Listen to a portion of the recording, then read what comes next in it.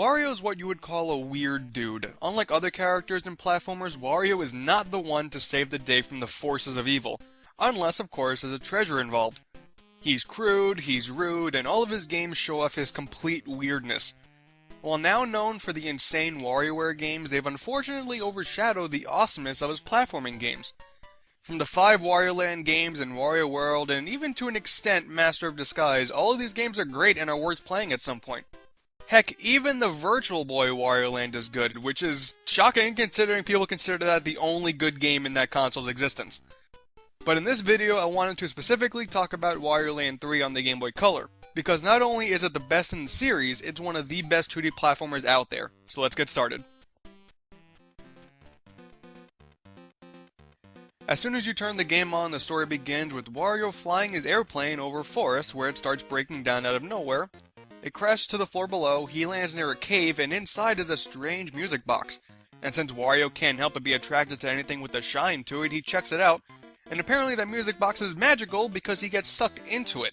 Wario lands in front of a mysterious figure who asks him to find 5 music boxes to lift a spell off of it, and when that happens, the figure will return Wario back to his world along with any additional treasure he finds. And there's the kicker, additional treasure. Of course, Wario is going to be okay with this. And then the adventure begins. So the story is not the most groundbreaking thing ever written, but it's certainly original given the grand scope of platformers rarely attempt anything more than a cookie-cutter story. And yeah, you're collecting music boxes within a music box. I could easily make the very obvious joke here, but I really don't need to exhibit my knack for taking the easy way out of a simple video review. Now at first glance, the game just seems like a very typical 2D platformer, but that's really not the case. Instead of just beating all the levels, the main goal is to find each of the levels 4 treasure chests, and with 25 levels, that makes 100 treasures. So the game is more of a scavenger hunt than a platformer. And the really awesome thing about these treasures is that they actually serve a purpose in the context of the game.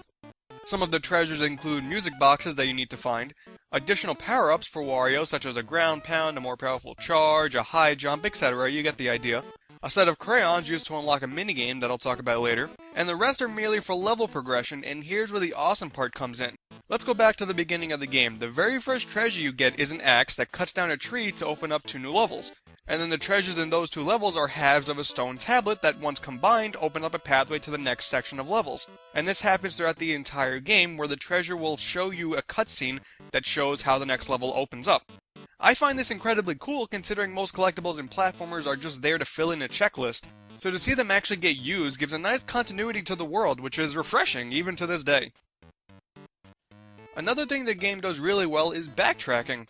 As mentioned before, each level has 4 treasure chests, and not all of them are unlocked at the start, and many of which aren't even available until way later.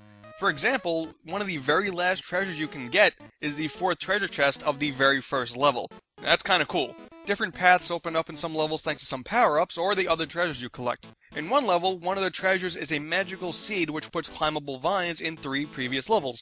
So now in those 3 levels, a new pathway opened up that's an entirely new section of that level.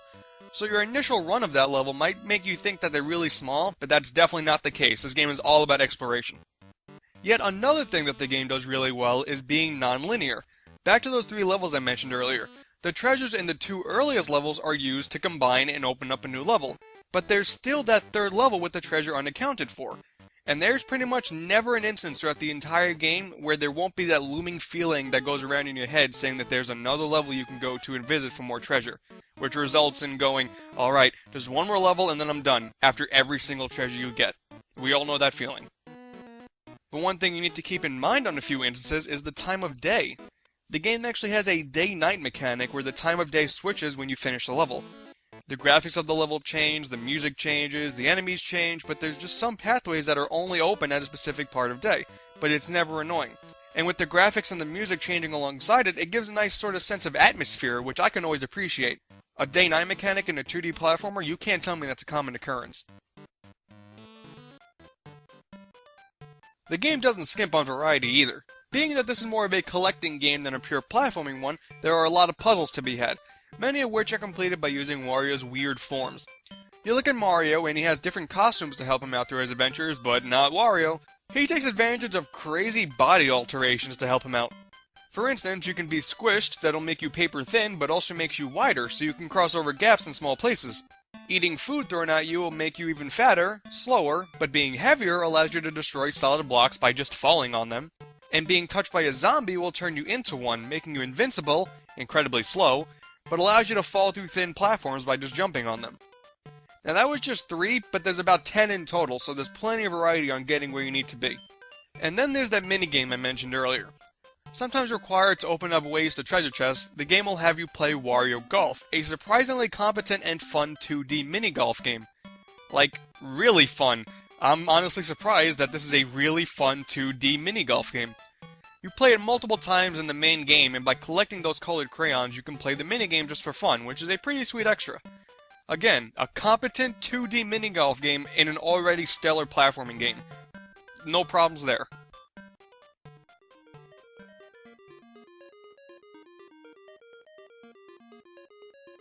There's only one last detail I should mention that might turn a few people off, and that's that you can't die throughout the entire game. The enemies in the game do nothing more than cause you inconvenience, but don't think that makes the game easy, because that's not the case.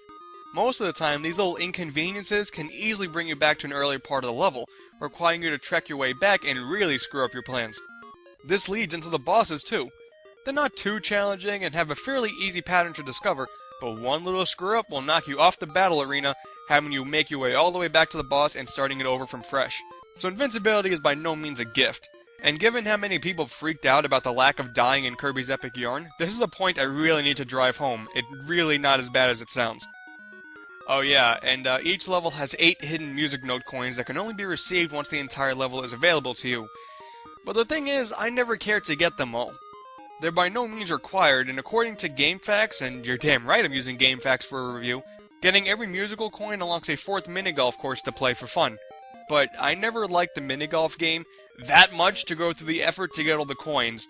I like mini-golf, but not as much to go trekking through every level very meticulously like that. So if you have the initiative to get all those coins, I wish you the best of luck, and I hope you tell me how awesome that 4th course is, because I'll probably never get to it. So that's Wario Land 3, an excellent platformer not just for the Game Boy Color, but in general. An original story, rewarding and addicting gameplay, graphics that are some of, if not the best on the system, and a very atmospheric soundtrack, the game is a complete package and I can't think of a single thing wrong with it. The puzzles and the open-worlded non-linearity of it will do nothing more than make any platformer fan drool. I'm honestly surprised we haven't seen any other platformers attempt to recreate similar mechanics, making this game a unique adventure even to this day, a decade later. So of course, I give the game a 5 out of 5, and I highly recommend picking up a physical copy or buying it for the 3DS Virtual Console whenever the hell Nintendo decides to release it outside of Japan. But don't forget about the other Wario platformers out there too. Part 3 is definitely the best in the series, but be sure to play all of them once you get the chance. And you never know, maybe the Virtual Boy Wario Land will hit the Virtual Console as well at some point. It's wishful thinking, because that game is actually really good, but probably never gonna happen. I can dream, can't I? So that's it. Hopefully you enjoyed the review and learned a little bit about the best platformer everyone just seems to have forgotten about, and I will catch you all next time.